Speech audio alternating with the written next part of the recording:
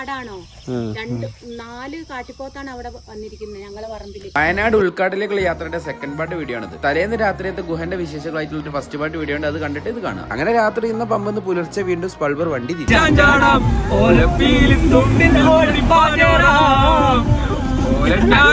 നീ വാ പൊളിക്കരുത് പ്ലീസ്. അങ്ങനെ ഞങ്ങൾ പോകാൻ പോകുന്നത് വടക്കനാട് പറഞ്ഞ സ്ഥലത്തേക്കാണ്. വയനാട് സുൽത്താമത്തിരിൽ നിന്ന് ഒരു 15 കിലോമീറ്റർ ഉള്ളിലേക്ക്. പോകുന്ന റൂട്ടും മറ്റൊക്കെ അടിപൊളി കേട്ടോ. പോകുന്ന വഴിക്ക് പല മൃഗങ്ങളെയും കാണാൻ സാധ്യതയുണ്ട്. കാരണം കാടാണല്ലോ. പക്ഷെ ഞങ്ങൾ കണ്ടത് വെറും മാനിനെ മാത്രം. അതൊരു മൃഗാണല്ലോ. മാനെങ്കിൽ മാനി അടുത്ത ആനനെ പിടിക്കാം. അതിനുവേണ്ടി നമ്മൾ വീണ്ടും ഉള്ളിലേക്ക് പോയി. ഇതല്ല കേട്ടോ ആനകള്. വടക്കനാട് എങ്ങോട്ടാണ്? അങ്ങനെ നമ്മൾ ആനൊക്കെ വെള്ളം കുടിക്കാൻ കുളിക്കാൻ വരുന്ന സ്ഥലമുണ്ട്. അവിടെ എത്തി. പക്ഷെ ആനനെ മാത്രം കാണാനല്ല. ആന വരുന്ന സ്ഥലമാണ് പറ്റിച്ച്.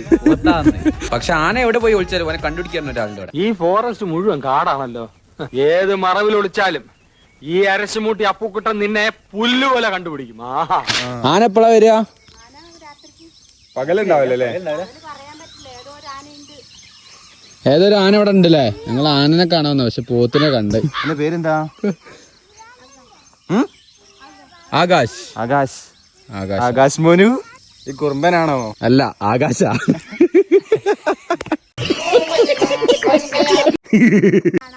കടുവ വരും ഇവിടെ. ആ ടൈമിനെ നോക്കി ഇറങ്ങലേക്കൂലേ? എന്ത് കടുവെള്ളപ്പോഴോ?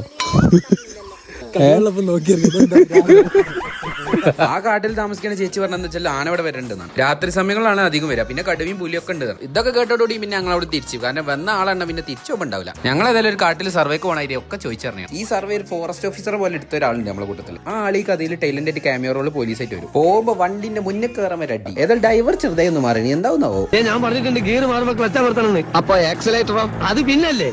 അധികം ചൂടാവൊന്നും വേണ്ട. ഞാനേ പോളിടെക്നിക്ക് പഠിച്ചതാ. യന്ത്രങ്ങളുടെ പ്രവർത്തന രീതിയൊന്നും താൻ എന്നെ പഠിപ്പിക്കണ്ട. അപ്പൊ നമ്മളെ ട്രിപ്പ് കഴിഞ്ഞിരിക്കുന്നു. ട്രിപ്പ് എന്ന് പറഞ്ഞിട്ട് ഞങ്ങൾ ജസ്റ്റ് കാർ എടുത്തെന്നറിയാം. അപ്പൊ അടുത്ത കാർ എടുത്ത് തണ്ടല് കാണാം.